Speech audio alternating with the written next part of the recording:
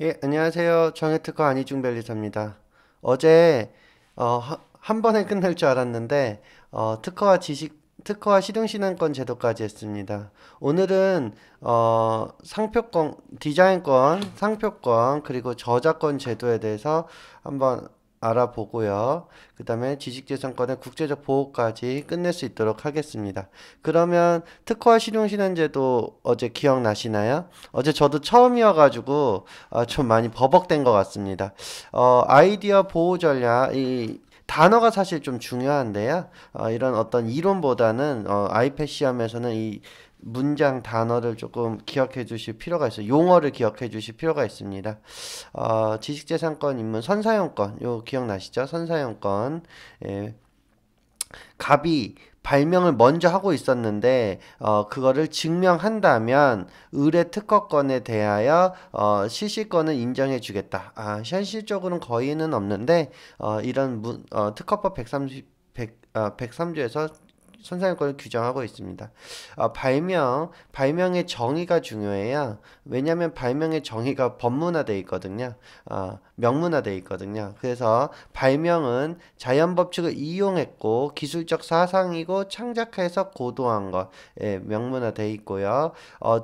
항상 헷갈리게끔 존속 기간을 나오는데요. 20년만 기억하시죠? 뭐 틀린 말은 아닌데 출원인을 20년이긴 한데요. 그건 언제부터 시작일이 설정이 등록되어야 됩니다. 왜? 시작은 등록권, 특허권이니까요. 등록이 되어야 시작되는 거거든요. 예. 요건. 특허는 기술이 뛰어난다 해서 등록되는 게 아니라고 했고요. 반드시 요건, 이 네 가지 큰 카테고리의 요건을 충족해야지 등록이 되더라. 예. 그래서 변리사한테 박사님들이어도 엔지니어여도 변리사한테 특허를 문의하는 이유가요. 기술은 그분들이 제일 잘 알겠죠. 그런데 요건은 일일이 다 그분들이 외우고 다니거나 실무적으로 기억하는 건 아니니까요. 변리사한테 얘기하게 됩니다. 가장 기술적으로 관련이 있다는 것은 진보성이겠지만 진보성을 떠나서도 여러 요건들이 있습니다. 예, 권리 능력이 있는 거 어제 잠깐 말씀드렸고요. 법인이고요. 이건 반드시 사람이어야 된다는 얘기를 좀 드렸고요. 예, 내용은 이제 넘어가도록 하겠습니다. 요건을 충족해야 어, 등록이 되더라와 특허법, 디자인법, 상표법 모두 다 실체법과 절차법이 교묘하게 섞여 있다. 제가 한번 말씀을 드렸는데요. 이런 것들은 실체법이잖아요. 그런데 지금 이런 이 쭉 길다란 이 시간의 흐름에 따라서 벌어지는 일들, 청구를 했다, 실체 심사를 한다, 이런 일들, 3년이다, 10개월이다, 이런 것들은 모두 절차적으로 정해져 있는 기간입니다. 그래서 외워야 돼요. 예, 법에 그렇게 써 있거든요. 심사 청구를 한 다음에 우선 심사 신청을 할 수 있고요. 그거 다음에 이제 실제 심사를 하게 되는데 우선 심사 신청을 하면은 약 2개월에서 4개월 뒤에 실제 심사가 이루어지게 돼 있습니다. 순위에 관계없이 순서로 우선 심사한 대로 이제 심사를 하게 돼 있습니다. 돈을 더 많이 내야 되겠죠? 예, 그렇습니다. 어, 어제 특허권의 효력을 봤는데 지역적이 좀 중요해요. 왜? 속지주의 때문에 그런데요. 속지주의 원칙 때문에 국내에서만 미칩니다. 그러니까 결국은 미국에 특허권이 있었다. 그런데 국내로 들어왔겠죠? 그러면 국내에서 사용을 한다. 사실 엄밀히 얘기하면은 문제 없습니다. 왜? 속지주의 원칙에서 미국 특허는 미국에서만 써야 되고 미국 특허권이 국내에 영향을 미치지는 않아요. 그래서 삼성, 애플 뭐 이런 게 세계적인 글로벌 기업들이 국내에서 출원을 하고요. 그다음에 미국에 그다음에 저기 중국에 그다음에 일본에 이렇게 출원을 하게 됩니다. 왜? 속지주의 원칙 때문에 그렇습니다. 갤럭시는 한국에서만 판매하는 거 아니잖아요. 내용은 같은데, 그쵸? 시간적 범위도 같습니다. 선출원주의니까. 예, 효력의 내용. 특허는 독점이고요. 예, 독점적 사용하는데 제한이 있어요. 예를 들면은 그 연구를 한다거나 어, 뭐, 뭐, 그 의약품인데 약사가 제조하거나 뭐 이런 것들이 있고요. 소멸, 장래를 소멸되는 거는 이제 취하할 경우고요. 예, 소급하여 소멸되는 죄송합니다. 무효될 경우입니다. 무효. 예. 이런 내용은 뭐 가볍게 좀 보시면 되겠습니다. 시간적 범위 아까도 말씀드렸죠? 이거 선천주의가 아니었네. 등록을 한 날부터 20년은 맞긴 한데 언제부터 출원하고 20년이 이게 기간에 대한 제한을 주고 설적 등록이 요때 됐으면 요때부터 특허권의 효력이 있다 이런 얘기입니다. 거의 대부분 다 똑같습니다. 어, 왜 대부분이라고 그랬냐면 실용신안이 10년이거든요. 상표권도 10년이고 네. 내용적 범위 한번 보시고요. 지역적 범위 예, 속지주의 원칙입니다. 이제 뭐 연구 또는 이런 것들은 미치지 아니한다. 이런 게 약간 의아할 수도 있지만 법에 정해져 법에 쓰여 있습니다. 그렇기 때문에 우리가 이렇게 쓰는 거거든요. 예, 됐고요. 한번 비교한 거 표를 보십시오. 제일 중요한 게 뭐였다고요? 전용 실시권은 항상 등록을 해야 돼요. 등록을 하지 않으면 전용 실시권이 아닙니다. 그럼 어떻게 된다고요? 통상 실시권이 돼 버립니다. 간접 침해. 이 말이 좀 어려운데요. 그래도 이 자체가 법문입니다. 예, 법에 써 있고요. 예, 특허가 물건이라면, 물건에만 사용하는 부품을, 양도하는 것. 이게 뭘까요? 어제 좀 설명이 부족했는데, 부품입니다, 부품. 예를 들면은, 가장, 부품의 핵심적인 게 뭐가 있을지 모르겠는데, 예를 들면은, 갤럭시, 어, 펜에 들어가는 거, 갤럭시 펜에 들어가는 어떤 펜촉을 만들었다. 그 갤럭시 펜에만 쓰겠죠? 그러니까 이런 것들은 간접 침해가 되는 겁니다. 예. 특허는 발명이라고 하고요. 실용신화는 고안이라고 하고 유틸리티에서 느껴질 수 있지 항상 기구적인 거. 예, 눈에 보여야 되고 기구적이어야 되고 도면이 필수입니다. 도면이 필수. 도면을 그릴 수 없는 거는 실용신안이 안 되죠. 뭐가 있죠? 방법 같은 거는 도면을 그릴 수 없을 거였고요. 그 다음에 합성물, 조합물 마찬가지고요. 시퀀스, 게임, 기능, 이제 일정한 형상의 구조 갖지 않는 것, 이 모든 것들은 도면이 필수, 즉 정해진 도면이 필수인데 다 도면으로 한정 짓을 수 없기 때문에 특허로 가야 됩니다. 특허의 요건이 뭐였죠? 진보성이 가장 큰 차이점이고 심사청구 이것도 3년으로 바뀌었고요. 그 다음에 존속기간이 큰 차이점입니다. 근데 진보성을 보면요. 극히 쉽게 고안하고 쉽게 발명 비슷한 말인데 극히라는 말 있잖아요. 그러니까 이거는 용이하다라는 표현을 쓰고요. 이건 극히 용이하다 이렇게 쓰는데요. 이거 그러면 누가 판단하느냐? 사실 판단의 기준이 굉장히 주관적입니다.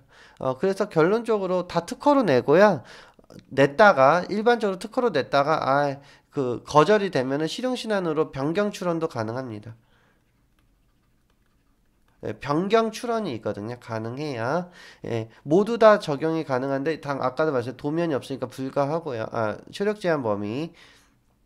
도면이 없으니까 이런 게 당연히 그려지지 않겠죠. 예, 간접 침해 가능하고 어, 생산 방법을 추정이 있는데요. 이게 뭐냐면 물건 발명이에요. 컴퓨터라는 거를 특허를 냈어요. 특허가 있으면 이 특허법으로 생산했겠지 이런 추정이 있는 거고 실용실현에는 없습니다. 디자인 제도 이제부터 시작하겠습니다. 어제 조금 요약을 했고요. 지금부터 1시간 동안 디자인 제도 상표를 좀 진행하겠습니다. 디자인이라는 개념이 있는데요. 제가 강의를 하면서 하는데 우리가 말하는 디자인은 이런 얘기도 하죠. 아파트 되게 디자인이 좋다. 인테리어 디자인이 좋다. 그 다음에 또 뭐가 있을까요? 미술 작품을 보면서 디자인 너무 좋은데 혹은 뭐 이런 얘기들을 많이 하죠. 그런데요, 모든 게 디자인이 아닙니다. 반드시 디자인은 물품이어야 돼요. 이게 물품이 뭐냐면 돈 주고 살 수 있는 그냥 쉽게 공산품이라고 하면 되겠습니다. 왜 그러냐면 디자인은 형태, 형상, 모양 이 세 가지를 모아서 형태라고 표현을 하겠습니다. 형태가 정형화되어 있어야 돼요. 정형화된 게 뭐죠? 공산품이죠. 미술품, 아파트 인테리어는 모두 다 사람이 만들기 때문에 똑같은 아파트, 똑같은 인테리어도 조금씩 다 다르거든요. 그래서 결론적으로 공산품에 대한 형태가 디자인이다. 그래서 물품성이 굉장히 중요합니다. 그 다음에 이제 형태성, 아까 말씀드린 형상, 모양, 색채를 형태성이라고 하고요. 눈에 보여야 되니까 시각성, 봤는데 조금이라도 신미성, 이게 어떤 선언적 의미인데 조금이라도 마음에 좀 이쁘거나 좀 마음에 들어야 된다, 뭐 이런 얘기로 생각하시면 되겠습니다. 똑같습니다. 출원일로 20년이긴 한데요. 언제부터요? 등록된 날부터입니다. 디자인은 특유의 제도가 있습니다. 이거는 이름을 외워야 돼요. 왜냐면 말 그대로 특유니까요. 디자인은요, 보통 특허나 실용신한 상표는 모두 다 공개를 원칙으로 합니다. 근데 디자인은 워낙에 복제가 빨라가지고, 만약에 한 번 보고, 예를 들면은, 다른 나라에서 제조 금세 할 수 있잖아요? 그래서 그 디자인제도는 신청해서 비밀을 할 수 있고요. 디자인은 자동차 다 똑같은데, 옷이 다 똑같은데, 예를 들면은, 특정 부분만 달라요. 그랬을 때 부분만 디자인을 내 권리를 잡겠다. 디자인 제도를 가질 수 있습니다. 그런데 또 디자인은요. 그러니까 원 컨셉이 있는데 여기 약간씩 조금씩 변형되는 좀 유사한 디자인들이 있어요. 이걸 한 번에 묶어 가지고 관련 디자인 제도라고 디자인을 묶을 수 있죠. 이거는 특별한 건 아니고요. 권리 범위를 조금 확장하는 개념이에요. 여기와 요거가 원본이 있는데 원본과 유사한 범위, 그리고 유사한 게 있는데 유사한 거에 또 유사한 범위, 즉 권리 범위를 확장하는 개념으로 보시면 되겠습니다. 관련 디자인 제도가 있고요. 디자인은 좀 다를 수 있는데 맨날 똑같이 쓰는 물품이 있을 거예요. 이게 뭐냐면요. 예를 들면은 투피스, 여자, 뭐 남자도 마찬가지로 투피스가 있을 수 있고, 젓가락과 숟가락이 다 모양이 다르잖아요. 물품도 다르죠. 숟가락 물품 다른데 한 벌로 유통하는 게 이상하지 않잖아요. 그래서 한 벌 물품 디자인 제도고요. 복수 디자인 제도는 이거는 관리를 위한 겁니다. 예, 유사한 유사한 디자인을 묶어서 복수 디자인 제도 등록을 할 수 있는데요. 뭐 특별히 돈을 깎아준다거나 이런 건 아니고 관리를 편하게 하기 위해서 복수로 묶어서 출원할 수 있습니다. 출원 공개 신청 제도 당연하죠. 경고장을 받으면요. 디자인이 공개가 되지 않았거나 혹은 공개를 해야 될 필요가 있을 때 출원 공개를 신청하게 됐습니다. 이제 특허 출원할 때 없는 제도, 특허에만 있는 거, 특허랑 실용신안에만 있는 건데요. 심사 청구는 특허와 실용신안에만 있습니다. 왜? 그거는 심사 청구 안 할 수도 있어요. 그냥 심사 안 하고 하는데. 근데 상표 디자인은 출원만 하면 심사해서 등록시켜줍니다. 물론 거절될 수도 있고요. 그리고 국내 우선권제도 없고, 강제 실시권, 그 다음에 정정 청구, 정정 심판, 정정 무효 심판. 이거는 등록된 이후에 수정하는 거예요. 특허는 가능한데요. 디자인 안 되고요. 존속기간 연장. 특허는 의약품 같이 임상 실험이 필요한 거는 이제 존속기간을 원래 20년이잖아요. 출원일로부터 20년. 근데 뭐 의학 실험하는데 5년이 필요했다. 그럼 25년까지 뭐 늘려줄 수도 있는데요. 그런데 이런 것들은 이제 이런 디자인 제도에 없죠. 예, 디자인 제도는 요건이 있어요. 아까도 말씀드린 언제나 지금 실체법 합니다. 언제나 요건을 맞춰줘야 등록이 되는 거예요. 되게 뭐 피카소가 그렸다고 해서 등록이 되는, 피카소는 당연히 예술품이니까 디자인은 아니겠지만 아무튼 엄청 잘했다고 해서 하는 게 아닙니다. 반드시 요건을 맞춰줘야 되는데요. 공업상 이용 가능성 이제 한번 살펴볼 건데, 신규성 당연히 요즘에 인스타라든가 혹은 유튜브라든가 뭐 등등등, 아니면 어떤 쇼핑몰에 미리 공개를 해놓고 등록을 시키면 안 되겠죠. 예, 안 됩니다. 신규성이 있어야 되고요. 창작이 용이하지 않은 거. 우리는 그때 진보성이라고 들었는데요. 여기선 용이성입니다. 창작성입니다. 그 다음에 부등록사에 해당하지 않은 이 네 가지인데 한번 살펴보겠습니다. 예, 좀 살펴보도록 하겠습니다. 심사 등록 출원 대 일부 심사 등록 출원. 디자인만의 또 특별한 건데, 심사 신청을 할 필요는 없어요. 심사 청구를 할 필요는 없거든요. 할 필요는 없어요. 근데 심사를 하게 되는데 상품류에 따라서 자연스럽게 한정 좀 더 늘어났는데 어, 상 상품류에 따라서 심사 등록 출원할 수도 있고 일부 심사 등록 출원할 수도 있습니다. 이거는 그냥 우리는 제출만 하면 되고요. 특허청에서 알아서 분류하는 겁니다. 물품에 의해 결정되고요. 예전에는 무심사 등록 출원이라고 그랬어요. 무심사 출원이라고 했는데 왜냐하면 실제 심사를 하지 않아요. 그냥 방식 심사 그때 뭐였죠? 방식 심사가 기억나시지만 특허 보면서 했는데요. 권리자 요건 뭐 이런 것들 발명자 뭐 이런 것들 특별하지 않으면 방식 심사 해가지고 바로 등록을 시켜줍니다. 물론 실제 심사를 하지 않았으니까 무효 가능성이 상대적으로 높다라는 거지. 무효를 하려면 저기 무효 심판을 해야 되기 때문에 뭐 그닥 뭐 현실적이진 않습니다. 신규성, 창작성, 선출원주의, 확대된 선출원주의, 관련 디자인 심사 등의 요건 제외. 이게 뭐죠? 이게 실체 심사거든요. 이거 제외한다는 거죠. 이거 하지 않는다고요. 이런 거 없이 그냥 출원하면 등록시켜 줍니다. 왜 그럴까요? 왜 그러냐면요. 이 등록을 1, 2개월, 이게 사실 좀 더 한 3, 4개월로 늘어난 것 같아요. 이거 우선심사 친구네. 그 일부 심사 등록주 3, 4개월이면 등록이 되는데 왜 그럴까요? 어, 유행이 있어가지고 유행이 있어가지고 엄청 빠른 것들은 그냥 빨리 등록시켜 주겠다는 제도입니다. 예를 들면 의류예요. 의류. 여기 이류 아닌데 이거 직원이 실수했네. 25류입니다. 25류. 의류는 25류입니다. 유행이 있는데 어, 유행이 있어서 내년엔 팔릴지 안 팔릴지도 모르고 올해 팔리는데 빨리 권리화를 시켜줘야 되잖아요. 그래서 의류같이 빨리 등록할 필요가 있는 거를 무심사 출원을 해주는 겁니다. 디자인 출원하고 등록은 심사를 하기 때문에 일반적으로 10개월 정도, 10개월보다는 조금 덜 걸리는데 아무튼 10개월 정도 걸립니다. 근데 디자인도 우선심사 청구가 있어가지고 우선심사를 하게 되면 또 빨리 등록시켜주는 제도가 있어요. 상표제도입니다. 이 얘기를 좀 안 했는데, 그러면 어떻게 하죠? 이 얘기를 그냥 여기서 하고 들어가겠습니다. 창작이 용이하지 않을 것. 이게 그냥 극단적으로 네모, 세모, 동그라미의 조합, 뭐 이런 것들. 우리가 알려진 것들의 조합은 다 당연히 창작성이 없다라고 봅니다. 부등록 사유에 해당하지 않을까. 공서양속에 반하는 어떤 디자인 같은 거, 물품은 당연히 등록을 시켜주지 않아요. 인스타 쇼핑몰에 공개되지 않을 것인데 공개되더라도 12개월 내 12개월 내에 출원을 국내 우선권 신규성 공지 예외 주장을 하면서 디자인 출원을 하게 되면 가능합니다. 특별한 건 아니고 요 내용을 이 타이틀을 좀 요건으로 이해해 주시면 되겠습니다. 상표 제도입니다. 상표.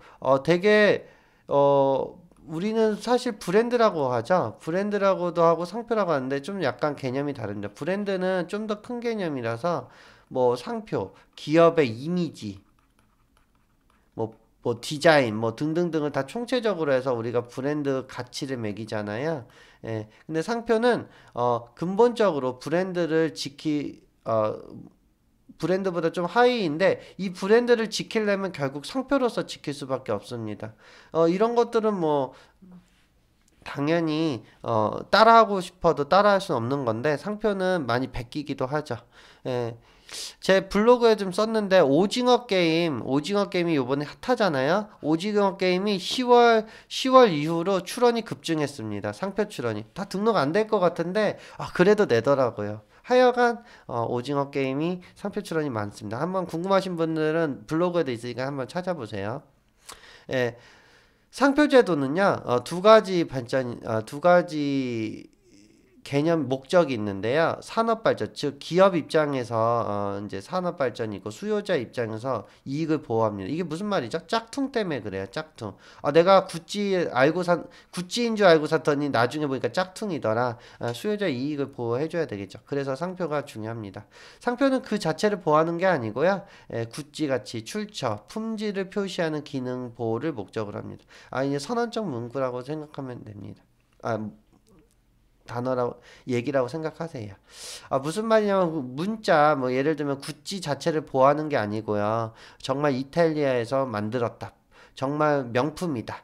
그런 기능을 구찌라는 이 표장이 하고 있는데 그런 기능을 보호하는 걸 목적으로 한다는 거죠. 상표 제도고요. 이제 한번 기본 원칙을 보면요. 아주 중요한 건 선출원주의입니다. 선출원주의. 먼저 출원해야 돼요. 자, 그리고 보호 보면 상표랑 서비스표인데 예전에는 서비스표로 나눴는데 지금은 두 개를 합쳤습니다. 그냥 상표라고 하고요. 특별하게 단체 표장 있고요. 증명 표장 있고 업무 표장. 이게 뭡니까? YMCA 이런 것들은 업무 표장이고 증명 표장. 예를 들면 K마크 단체 표장. 단체 표장이 딱 지금 강의하면서 생각이 안 나는데 아무튼 단체를 나타내는 표장이겠죠. 예, 상호하고 비슷한데 인접한 개념이 있습니다. 상표랑 상호. 이거 굉장히 헷갈리는 분이 많아요. 상호는요 특허청에 등록하지 않아요. 개인 사업자들은 아는데 이건 국세청에 등록합니다. 개인 사업자는 국세청, 법인은 대법원 등기소에 등록을 하죠. 상호는 그럼 뭐냐? 궁극적으로요. 나라에서 세금을 매기려는 이름이에요. 국세청에서 세금 매기려면 개인사업자들은 알겠지만 각 관할 지역에 동일한 이름으로 상호를 낼 수가 없어요. 그런데 여기가 수원인데 여기가 동탄이면 낼 수 있어요. 왜냐면 관할 지역이 아니면. 여기가 뭐 예를 들어 용인이다. 다 낼 수 있습니다. 왜? 관할 지역이 틀리니까. 따라서 우리나라에 삼성부동산이 엄청 많아요. 한번 찾아보세요. 도메인 이름 이거는 뭐 잘 아시겠지만 후이즈라든가 뭐 도메인 등록하는 기관이 있잖아요. 이거에서 내긴 하는데요. 이 또한 상표에 이제 출처 표시나 출처 표시 기능이 발휘되기 때문에 이제 상표 인적 개념으로 보고 있습니다. 상표법 이제 얘기를 할 건데요. 상표법도 마찬가지로 등록 요건을 맞추면은 등록이 돼요. 근데 여기서 보셔야 돼. 특허권이랑 디자인권, 실용신안 모두 다 뭐가 있죠? 진보성, 즉 창작성을 요구하거든요. 근데 상표는 창작성이 없어요. 그냥 식별될 수 있으면 되고 뭐 특별하게 부등록 사유가 있는데 그것만 아니면 되거든요. 그럼 이게 뭐죠? 남의 거 베껴도 돼요. 그러니까 어떤 일이 벌어져? 선출원주의인데 창작성을 논하지 않으니까 그에 따라서 상표는 선착순이 되는 거예요. 먼저 내는 사람이 장땡입니다. 물론 식별력이 있어야 되겠죠. 식별력이 없는 상표를 한번 볼까요? 한 7가지인데요. 보통 명칭. 예를 들면 사과를 애플이라고 하면 등록이 안 되겠죠. 왜? 사과를 애플이라고 불러야 되잖아요. 근데 컴퓨터를 애플로 불렀다. 이건 등록이 되죠. 왜? 보통 명칭이 아니잖아. 컴퓨터는 말이 컴퓨터지. 그쵸? 관용 상표. 이거는 뭐 비슷한 얘기인데 이거는 업자들끼리 쓰는 상표다. 이렇게 아니면 관용적으로 쓰는 명칭이다. 라고 생각하시면 되겠습니다. 그 다음에 상품의 특징을 직감할 수 있는 성질표장이에요. 성질표장. 무슨 말이냐면요. 성질표장인데 예를 들면 예전에 가장 흔히 한 게 모시메리. 이거 혹시 모시메리가 이거 모시로 그러니까 이게 재료 아니냐 재료 성질이잖아요. 재료니까. 혹시 뭐 또 기능을 나타내는 뭐 예를 들면은 네트워크 상표를 인터넷 네트워크 이렇게 내는 사람들이 있어요. 아무튼 성질 표지는 등록이 안 되고 현저한 지리적 명칭 예를 들면 수원 이런 거 등록이 안 되고 장충동 등록이 안 되죠. 그리고 흔히 있는 성 또는 명칭 흔히 뭐 제임스 뭐 우리가 알고 있는 게 또 성 또는 명칭이죠. 뭐 예를 들면 명칭이 뭐가 있을까요?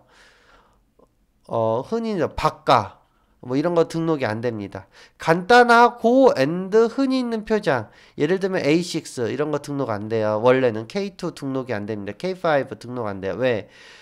영문 한 글자랑 숫자 한 글자를 모으면 간단하고 흔히 있는 표장이라고 판단합니다. 그런데 이것들 다 등록돼 있죠. 왜 그럴까요? 예외가 있는데요. 전 국민이 알게 돼서 사용을 해서 전 국민이 알겠다. 두 가지죠. 그렇게 되면은 등록을 시켜줘요. K5, K2, A6 모두 다 맨날 광고를 때리니까 전 국민이 알고 있는 거죠. 그래서 원래는 거절되는 건데 등록을 시켜놓는 겁니다. 자, 그 다음에 기타 식별력이 없다고 인정되는 상표. 1번부터 6번은 인 것 같기도 하고 아닌 것 같기도 하고 하면은 7번으로 거절해 버립니다. 왜 이런 일이 벌어질까요? 상표는 특허나 디자인과 좀 다르게 약간 심사관의 주관적 판단이 좀 더 어, 가미된 면이 없지 않아 있습니다. 왜 그렇죠? 창작이 아니니까요. 상표는 선택의 문제지 창작의 문제가 아닙니다. 따라서 어, 어, 어, 기본적으로 식별력이라는 부분은 약간 심사관의 이제 주관적 판단이 있는데요.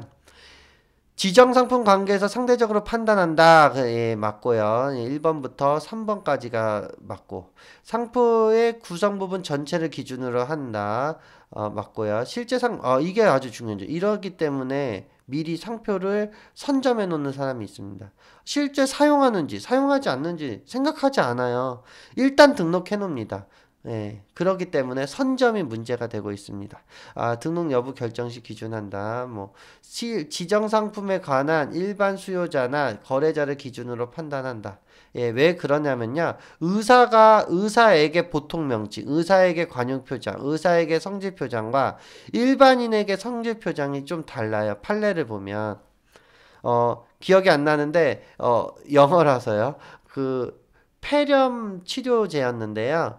영어로 써 있습니다. 무슨 쉴드였던 것 같은데, 저희는 처음 보는 단어고 기억도 안 나요. 되게 식별력이 있다라고 보죠. 근데 내과 의사들은 당연하다는 그 단어였던 거죠. 폐렴을 치료하려면 이런 단어가 보통 명칭이거나 관용 표장이었던 거예요. 우리 의학 드라마 보면 모르는 말 되게 많잖아요. 우리는 다 식별력이 있는 말들이에요. 그런데 의사 입장에선 그거는 식별력이 없는 말들이 뻔한 말들이죠. 그렇기 때문에 거래자를 기준으로 판단하게 됩니다. 식별력이 없으면 어떤 일이 벌어질까요? 상표 설정 등록 전에는 당연히 등록이 안 된다니까요. 근데 상표 설정이 만약에 됐어요. 이게 어떤 일이냐? 착각할 수도 있죠. 우리 원래 없었는데 심사관의 주관적 판단이니까. 근데 하도 사람이 많이 써가지고 식별력을 잃어버리는 게 있습니다. 대표적으로 엘리베이터. 예. 에스컬레이터. 제 동영상도 찍었는데 에스컬레이터는 상표명이었고요. 지퍼. 우리 지퍼 그냥 막 쓰잖아요. 이거 다 상표명입니다. 예를 들어 호치키스, 요요. 다 상표였어요. 그런데 등록 후에 식별력을 상실했어요. 그래서 그냥 아무나 쓰는 겁니다. 식별력을 상실했으니까 무효를 할 수도 있고 무효를 안 할 수도 있는데 어쨌든 식별력을 상실했으니까 그냥 다 아무나 써버립니다. 등록 전에 식별력이 상실할 때는 당연히 없애버려야겠죠. 식별력이 없다니까요. 이런 얘기고요. 당연히 등록이 돼 있더라도 효력이 미치지 않죠. 그러니까 누구나 쓰는 겁니다. 자, 근데 아까 K2, A6, K2, K5, 또 K9, 다 마찬가지입니다. 왜 자동차명이 맞네요? 왜 이 영문자나 숫자 하나 이런 거는 다 간단하고 흔한 표장이고요. 예를 들면은 산 이런 거 한 글자, 국문 한 글자 이런 것도 다 간단하고 흔한 표장입니다. 예시만 든 거고요. 그런데 이런 거 등록이 안 되는 거예요. 그런데 언제죠? 사용을 했는데 식별력을 획득할 거. 이런 경우가 언제죠? 광고 때렸을 때밖에 없습니다. 대부분. 예. 서울우유 보실래요? 서울우유죠. 서울우유. 굉장히 유명한데 1930년대부터 아마 서울우유가 있었을 거예요. 그런데 등록이 한참 안 되다가 90년 후반인가 2000년 초반에 등록됐습니다. 왜 한참 안 됐을까요? 서울이 현저한 지리적 명칭이잖아요. 그러니까 우유는 상품 명칭이고 이 등록이 안 돼요. 그런데 우리나라 서울우유가 계속 사용을 했더니 우리나라 사람들이 모두 다 서울우유가 누구 건지 알게 됐어요. 그러니까 등록을 시켜주는 거예요. 예, 원래는 식별력이 없으면 등록이 안 된다. 예, 원칙. 다만 사용을 해서 식별력을 취득하면 등록이 된다. 언제? 광고했을 때. 자, 부등록 사유입니다. 예, 부등록 사유가 있어요. 언제죠? 가장 흔한 게 선사용, 남이 먼저 등록한 상표와 동일하거나 똑같거나 유사하면 등록을 하면 안 되죠. 제가 먼저 등록을 해요. 제가 정혜라는 상표를 등록을 했는데 남이 정혜를 쓰면 어떻게 되겠죠? 안 되겠죠. 그런 얘기입니다. 아, 부등록 사유가 한 20개 있어요. 23개였나? 뭐 이렇게 있습니다. 근데 이거 다 외울 수는 없고 한번 살펴볼 필요가 있습니다. 공공질서를 보호하기 위한 경우, 선사용 결과 수요자 간에 알려진 표정을 보호하기 위한 경우 뭐 이런 내용이 있습니다. 당연히 안 되고요. 부등록 사유하는 게 법적 효과. 예. 당일 등록 전이면 당일 등록이 안 돼요. 상표를 출원을 하면 선사용 상표랑 똑같은데 어떻게 되겠습니까? 근데 심사관이 놓쳤다. 그러면 당연히 이의 신청을 해가지고 없애버리는 거죠. 상표는 이의 신청이 가능한데 하여간 없애버립니다. 상표 설정권 등록 후에 이런 사유가 발견됐다. 무효를 해버립니다. 무효. 예, 그냥 결론적으로 없애버리는 거죠. 예. 상표 출원은요, 이게 절차법이죠. 상표 출원은요, 이 4개월에서 6개월 써야 되는 게 이제 출원 공고까지고요. 출원 공고. 출원 공고 되면 2개월 뒤에 등록을 돼버립니다. 등록 결정. 그리고 등록을 해버립니다. 아까 잘 보세요. 이거는 상표가 출원을 하면요 자연스럽게 심사를 해서 출원 공고를 합니다. 출원 공고에서 2개월간 무조건 기다려요. 왜냐면 이의 신청이 들어올 수 있으니까. 근데 거의 없습니다. 대기업 제품 아니면 뭐 거의 없고요. 아무튼 출원 공고를 한 다음에 등록 결정을 해버리죠. 아니면 이의 신청을 해서 이의 결정이 있다. 이의 결정을 하면 당연히 거절을 하는 거고요. 그렇습니다. 오해하시는 분들이 제가 블로그를 썼는데 조금 약간 문의하시는 분이 있어요. 특허는요. 의견 제출 통지서가 나오면 뭐 당연히 나옵니다. 이거 극복이 상대적으로 쉬워요. 가능합니다. 극복이 가능해요. 상표는요. 의견 제출 통지서가 나오면요. 상대적으로요. 제가 안 된다는 표현이 아니라 특허나 디자인에 비해서 상대적으로 극복이 어렵습니다. 왜 그렇죠? 특허랑 디자인은 창작성, 진보성을 따져요. 그러니까 등록이 극복을 할 수 있다는 얘기가 나오는데 상표는요. 진보성, 창작성이 없어요. 남의 거 그냥 선택한 건데 남하고 심사관이 똑같다고 하고 남하고 유사하다고 하는데 이겨낼 재간이 없는 거예요. 아니다라고 주장을 하겠죠? 근데 물론 몇 건은 이기고 몇 건은 지긴 하는데 상대적으로 특허에 비해서 오히려 대응하기가 까다롭습니다. 1상표 1출원주의. 상표의 의의를 좀 먼저 말씀을 드려야 되는데 상표가 이것도 디자인처럼 합성어인데 상품의 표장입니다. 합성어예요. 상표. 자, 상표 등록심사, 우선심사. 우선심사는 따로 청구하는 겁니다. 돈 주고 청구하는 거예요. 심사를 하게 되면 거절 이유 통지 나올 수 있고요. 이게 없으면 당연히 출원 공고되고 등록 결정돼서 등록료를 납부합니다. 10년이고요. 상표는 등록 기간을 설정 등록일로부터 10년입니다. 다르지 않나요? 남들은 출원일로부터 20년 안에서 설정 등록된 요 기간만 권리가 있다라고 그랬는데요. 그 상표권은요. 등록이 되면 그냥 10년씩 갱신이에요. 10년씩. 속지주의입니다. 요 것 때문에 요거 기억하셔야 돼요. 속지주의 때문에 어떤 일이 벌어지는지 아세요? 아주 그 사회적인 문제인데 중국에서요. 한국 상표를 중국에다가 미리 출원을 해요. 왜 이런 일이 벌어지죠? 아니 창작성 없고요. 창작 이런 거 필요 없고 선출원주의인데다가 그 다음에 아까 말씀드렸듯이 사용 상태도 필요 없잖아요. 그러니까 미리 출원해서 등록을 해놓는 거예요. 거꾸로 얘기하고 예전에 90년대에는 미국이나 외국 상표를 한국에 사실은 판례를 보면은 우리나라도 미리 출원해놓은 사람이 있었어요. 속지주의 원칙 때문에 그렇습니다. 그러다 보니까 어떤 일이 벌어지죠? 상표를 뺏긴 거죠. 빼앗긴다. 이게 아주 핵심적인 표현이에요. 그러면 어떤 일이 벌어지냐면 저희 같이 중소기업 대표님들은 중국에서 사업을 하지 못해요.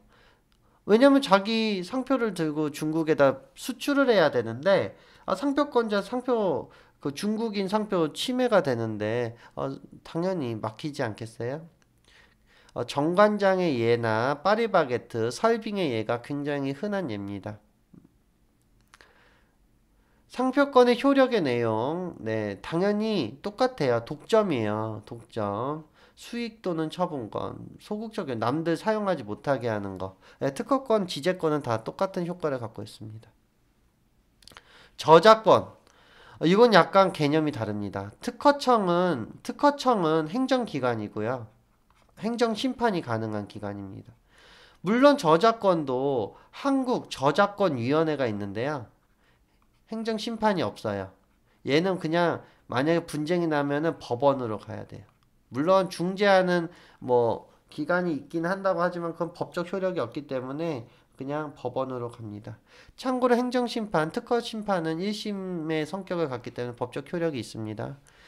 저작권, 창작한 자, 약간 미술이나 뭐 시인들, 글 쓰는 분들, 뭐 또 뭐가 있을까요? 뭐 노래도 마찬가지고 그런 분들이 이제 저작권에 굉장히 밀접하죠. 문예, 학문, 미술, 음악 등 저작물이죠. 저작물은 이것도 법적으로 이 저작물은 무엇이다라는 게 이제 규정이 되어 있는데요. 인간의 사상 또는 감정이어야 되고 이거를 표현을 해야 되고요. 어, 창작성이 있어야 돼요. 근데 여기서 제일 중요한 게 표현해야 돼요. 어디로? 미술이라면은 뭐 도화지에, 음악이라면은 뭐 음악 그 MP3 같이 음원이라든가 아니면 뭐 그 악보라든가 반드시 표현돼야 된다. 사람이 알게끔. 그래야 저작물이고요. 저작물의 종류는 좀 책을 보시면 아시겠지만은 한 15가지인가? 뭐 아무튼 뭐 좀 많이 있습니다. 특수한 유행 전형. 한번 이거는 제가 타이틀만 알려드리는 거니까 찾아보시면 되겠습니다. 저작자. 자연인 법인 한번 찾아보시고요. 저작자의 추정. 이런 얘기가 왜 나오는지. 왜 나올까요? 저작권은요. 등록과 상관없이 저작권은 원칙적으로 창작한 날에 발생해요.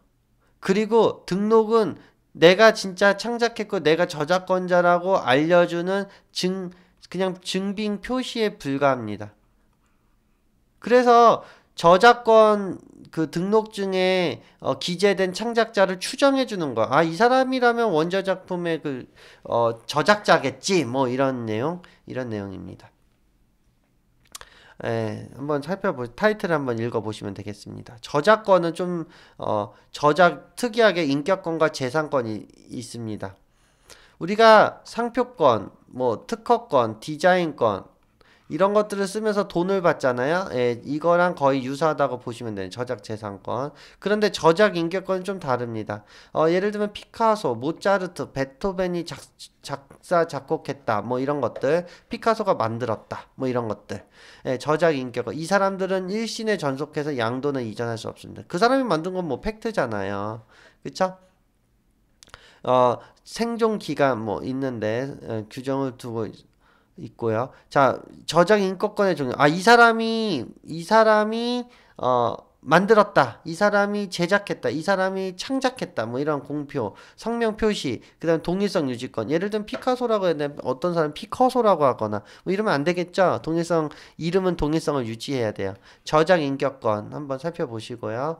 저작 재산권. 이거 좀 좋아요. 제가 봤을 때는 특허권보다 훨씬 좋습니다. 왜 그러죠? 사망 후 70년간 유지가 되거든요.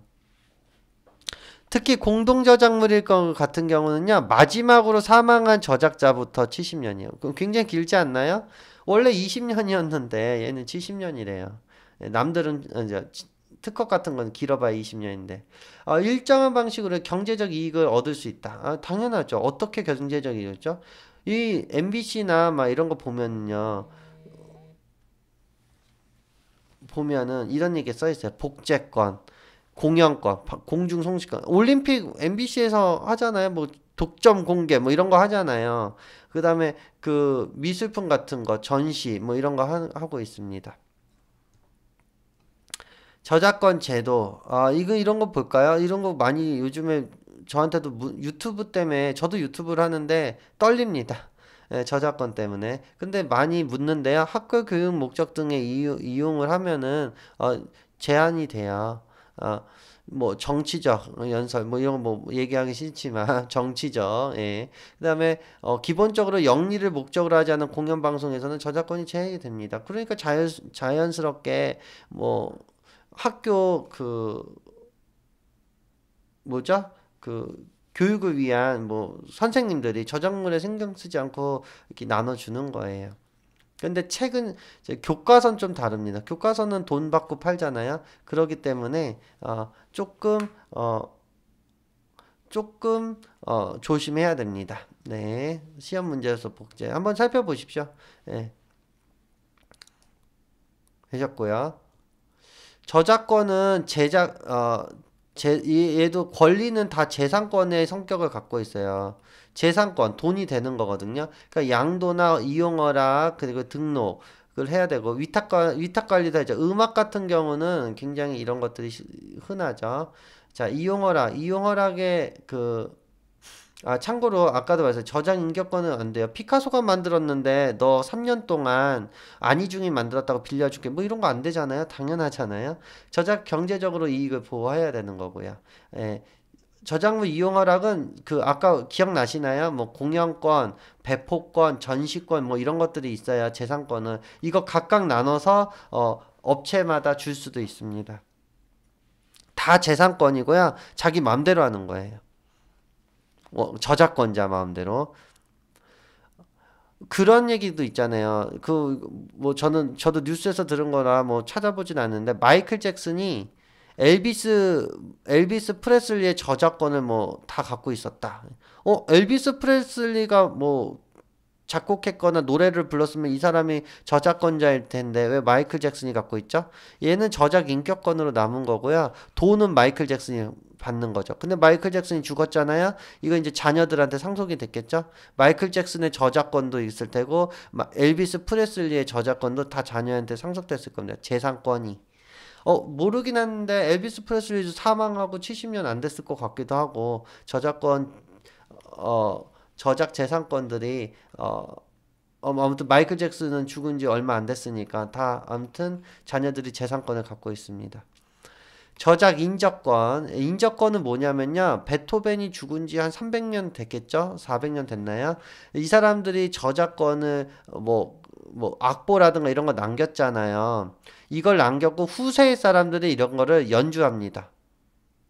어? 이게 무슨 말이 되겠죠?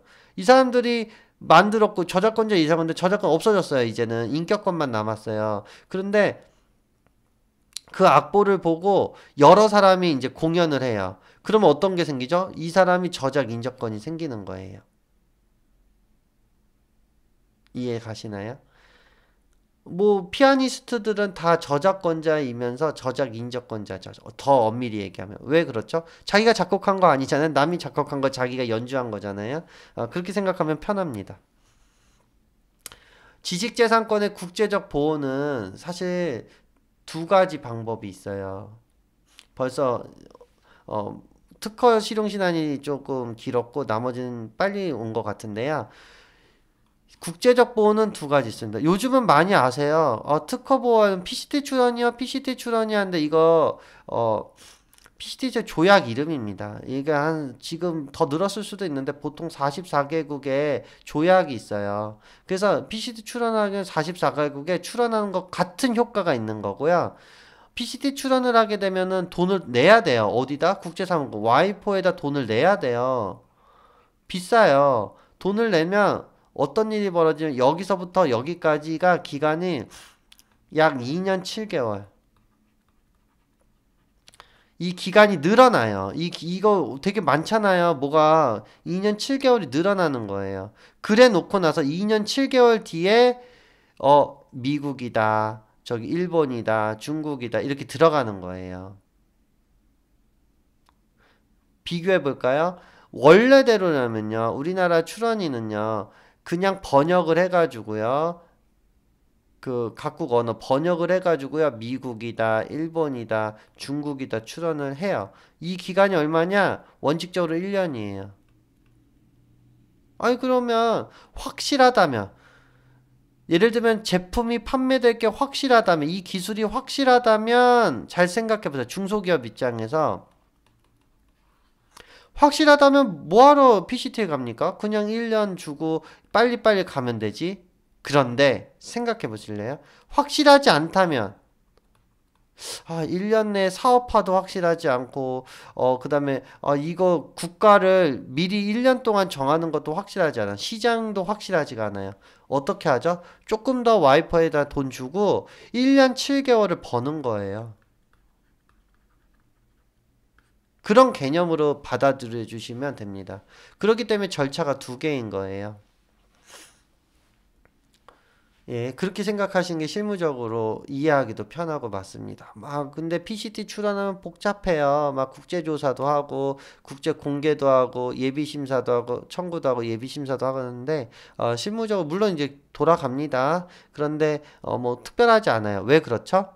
여기서 심사해봐야, 여기서 심사 또 하거든요. 미국에서 심사 또 하고 일본에서 심사 또 하거든요. 그러기 때문에 와이퍼에서 조사하고 와이퍼에서 심사하고 뭐 청구하고 그러니까 예비 심사하고 하는 거에 대해서 별로 그렇게 중요하게 생각하지 않습니다. 각국에 등록되는 게 중요하기 때문에 어 그러니까 각국에서 심사하는 걸 중요하게 생각하죠. 결론적으로 뭐라고요? 돈 주고 시간을 늘리는 개념이 맞고, 그 다음에 PCT 조약에 의해서 PCT 출원을 하게 되면 44개국에, 뭐, 대략, 좀 뭐 줄었을 수도 있고, 늘었을 수도 있습니다. 조약이기 때문에, 출원한 효과가 있더라. 이렇게 생각하시면 됩니다. 방금 말씀드렸고요. 방금 건 특허에 대한 얘기고, 디자인은 헤이그 출원이 있는데, 사실은 잘 하지 않아요. 예, 개별 출원을 좀 많이 합니다. 예. 왜냐면 돈을 또 낼 필요 없잖아요. 예, 개별국에 직접 출원하는 게 일반적이죠. 디자인 같은 경우는. 예, 국내 출원을 해서 국내 대리인이 뭐 유럽이라든가 같은 얘기를 계속 썼네요. 저희 직원이. 중국이라든가 뭐 일본이라든가 한국 이렇게 개별국에 직접 출원하게 됩니다. 예, 이거 좀 오류가 있었습니다. 자료를 수정해야 되겠네요. 헤이그 출원은요, 와이포, 또 와이포네요. 헤이그 조약, 이것도 조약 이름이에요. 헤이그 조약에 의해서 와이퍼 출원을 하면은 전 세계 조약 국가에 출원한 것 같은 효과가 나타난다는 건데 저는 변리사 한 10년을 했고 그큰 특허법인에도 있었지만은 디자인을 헤이그 출원한다? 이거를 보지는 못했어요. 실, 드뭅니다. 상표는 상표는 또 똑같습니다. 이것도 조약 이름입니다. 당연히 원칙은 자기가 원하는데 미국, 일본, 중국에 그냥 개별 출원을 하면 돼요. 그런데 상표는 마드리드를 통해서 국제 상표를 출원할 수 있습니다. 얘도 조약 이름입니다. 조약이 세 개였죠. PCT, 그 다음에 헤이그, 마드리드. 예, 세 개입니다.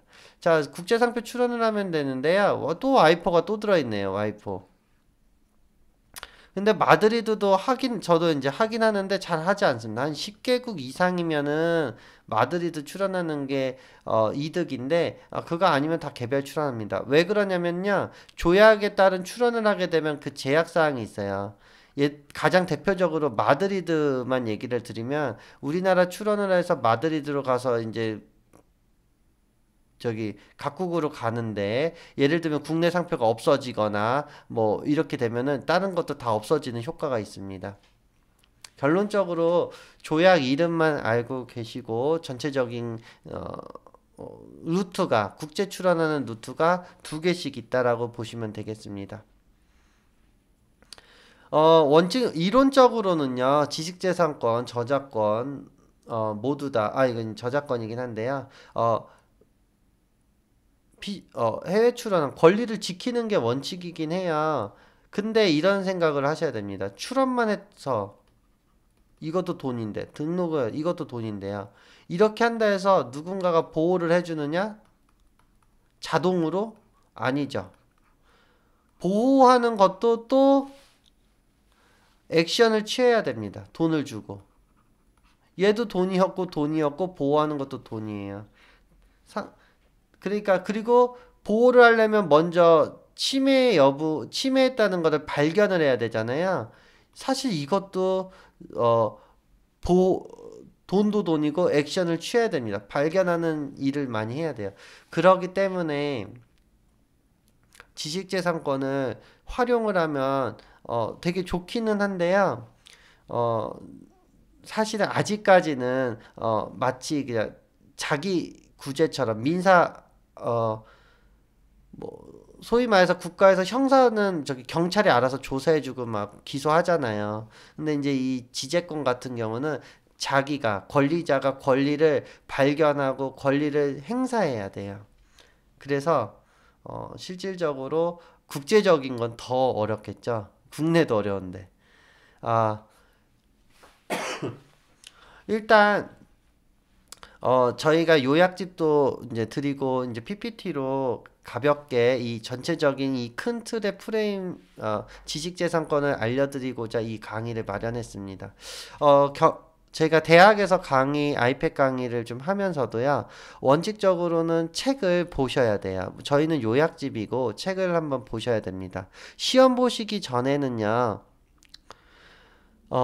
강의를 통해서 그냥 이해를 높이신 거고, 시험 보기 전에는 문제집을 최소한 3회독 정도는 하셔야 돼요. 문제답을 보셔도 좋아요. 3회독 정도 하셔야 분명한 건 그래야, 점수가 나오지, 책을 읽었다 해서, 강의를 봤다 해서, 점수가 쭉 오르진 않습니다. 다만, 강의와 책을 보는 이유는, 이해도를 높이는 거죠. 이제 문제를 보다 보면은, 아, 이 말이 그 말이었구나라는 거를 알 수 있게 되겠습니다. 감사하고요. 파트 2 강의를 곧 또 올리도록 하겠습니다. 감사합니다.